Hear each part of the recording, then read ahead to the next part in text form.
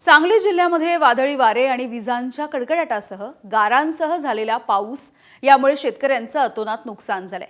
या नैसर्गिक आपत्तीमुळे जिल्ह्यामधील द्राक्ष, आंबा, डाळिंब या सगळ्याच्या बागा आणि रब्बी हंगामामधली पिकं देखील भुईसपाट झाली आहेत। द्राक्ष बागायतदारांच्या डोळ्यामध्ये पाणी आहे। या शेतकऱ्यांना शासनाने मदत करण्याची गरज आहे। गारपिटीचा सगळ्यात जास्त फटका आटपाडी, खानापूर, मिरज आणि जत या तालुक्यांना बसलाय।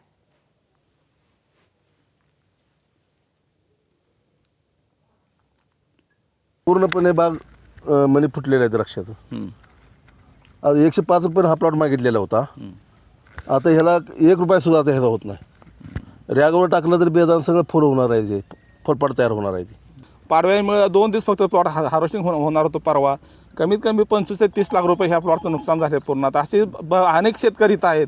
आम्हाला शासनानं पूर्ण ह्याचा एवढी मदत करावी की आम्हाला ह्याच्यात आता आत्महत्या कशा पर्याय राहिला नाही। एवढी परिस्थिती वाईट झाल्या। कर्ज काढून बँका सगळ्यांच्या आमच्या सगळ्या डोक्या बसलेल्या सगळे माल गेला एकदा पॉटचा ते सगळे शेतकऱ्यांच्या पाठीमागे आले। आणि तो रात असं पैसे आज उद्या दिवस चांगला उजळणार होता। पाडव्याच्या दिवशी आम्हाला ही निसर्गानं गिफ्ट दिलं काय असं वाटायला लागले आम्हाला सतत। 2 दिवसात 105 रुपयानं पोनोमा एक्सपोर्टवाल्यांनी मागितला होता माल आणि 2 दिवसात हार्वेस्टिंग करायचं होतं।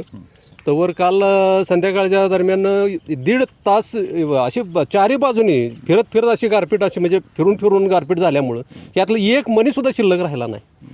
जवळजवळ 22 ते 24 टन माल 105 रुपयानं जो म्हणजे 27 ते 30 लाखापर्यंत जवळ नुकसान याचं झालंय। धाराशिव तालुक्यामध्ये देखील अवकाळी पाऊस झालाय आणि गारपीट झाली आहे। त्यामुळे ज्वारीचं पीक हे जमीनदोस्त झालंय। पावसानं मातीमोल झालेली ज्वारी आता शेतकऱ्यांना कवडीमोल भावानं विकावी लागणार आहे। त्यामुळे शेतकऱ्यांना आर्थिक फटका बसतोय। आज काढणीचा खर्च सुद्धा निघणं कठीण झालाय। धाराशिव तालुक्यामधल्या तडवळा गावामध्ये ज्वारीचं संपूर्ण पीक हे मातीमोल झालं।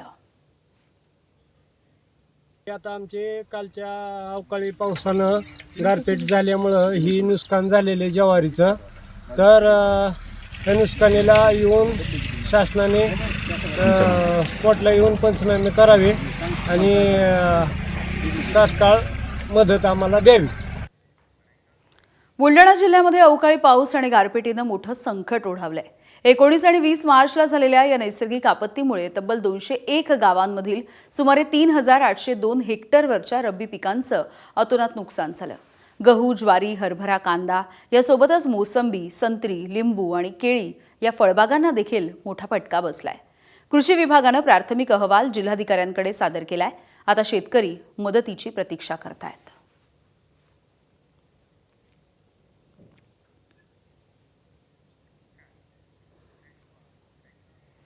धुळ्यामध्ये देखील अशी स्थिती बघायला मिळाली आहे। अवकाळी पाऊस आणि गारपिटीमुळे प्रचंड नुकसान झालंय। जिल्ह्यामधील एकूण 156 गावं बाधित झाली आहेत। 11,000 शेतकऱ्यांना फटका बसला। जिल्ह्यामधील तब्बल 6,685 हेक्टरवरची पिकं जमीनदोस्त झाली। अवकाळी पाऊस आणि गारपिटीचा सगळ्यात जास्त फटका सिंदखेडा तालुक्याला बसलाय। या अवकाळी पावसामुळे मका, कांदा आणि फळबागांचं नुकसान झाल्याचं कळतंय। कृषी विभागाकडून देण्यात आलेली आहे या संदर्भातली माहिती आणि या नुकसानीचे तात्काळ पंचनामे करून त्याचा अहवाल शासनाकडे सादर करण्याचे आदेश पालकमंत्री जयकुमार रावल यांनी दिले आहेत।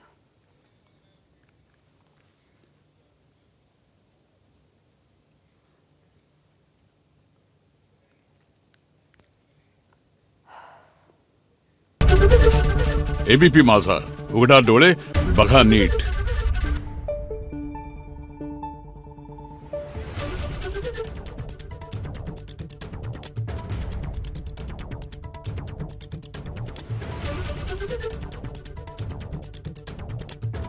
Thank you.